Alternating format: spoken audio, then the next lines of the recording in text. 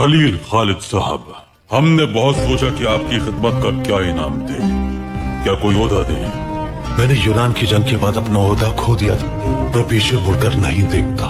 जब यूनान की जंग में मेरी तहवील में मौजूद हथियार जल गए थे तो आपके पाशा हजरात ने मेरा ओहदा छीन लिया था, लेकिन फिर भी आपने मुझ पर भरोसा किया। मेरे लिए यही सबसे बड़ा ओहदा है। और अगर दौलत दे, मेरे लिए सबसे बड़ी दौलत वो सांस है जो हम आजादी से ले रहे हैं। क्योंकि ये सब हम जानते थे खलील खालिद साहब, इसीलिए कोई दुनियावी इनाम हमें आपके लिए नहीं मिला।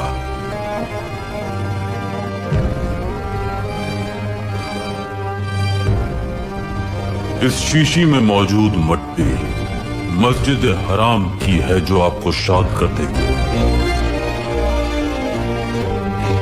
रहमत की खुशबू आ रही है। इस शहादत के लिए मैं बहुत खुश हूँ। हमें खुशी है कि आप मुतमईन हैं।